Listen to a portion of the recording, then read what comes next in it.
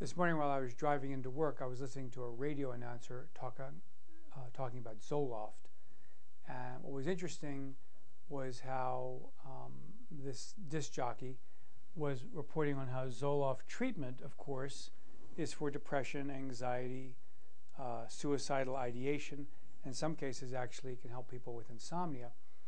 But then in his next breath, he reported how the side effects of Zoloft can also be depression, anxiety, suicidal thinking, and insomnia. I think this is an interesting point. Zoloft is a powerful drug. It helps a lot of people, but there's some people who do get serious side effects from it, very serious. And the question from a sleep angle that's been very interesting to us for quite some time is just how would Zoloft produce some of these symptoms?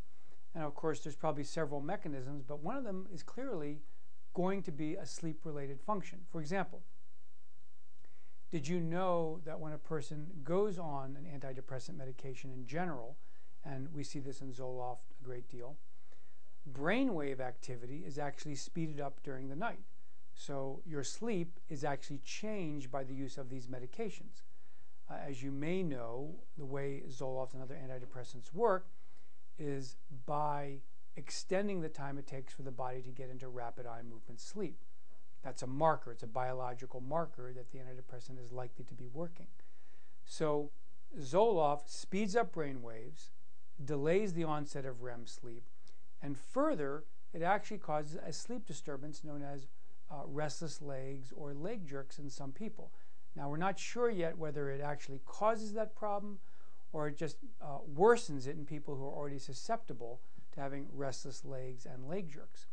So in our world of sleep medicine, with our particular perspective, we wonder whether or not Zoloft is actually causing a sleep disturbance in a number of people where they get side effects, because once you increase the speed of the brain waves during the night, add in restless legs and leg jerks, or do other things to impact the quality of your sleep, for example, not getting enough REM sleep, is it possible that those particular changes would lead to some of these symptoms of depression, anxiety, suicidal thinking, and of course insomnia? And I think the answer to that, while it's speculative to say so now, it's still something that is a reasonable hypothesis as to how these drugs could make somebody's condition worse by worsening their sleep. So I think that's very important to consider, because there's a number of people in the use of antidepressant medications often discover that one medication, the first one they use, doesn't work.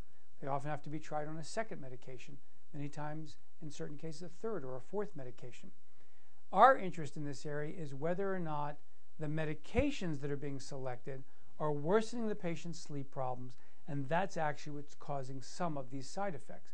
If so, it would be very important then to find the right antidepressant medication that had the minimal effect on one's sleep, and therefore less likely not only to not cause those side effects, to actually produce the good treatment effects that you're looking for here by decreasing depression, anxiety, suicidal thinking, and insomnia.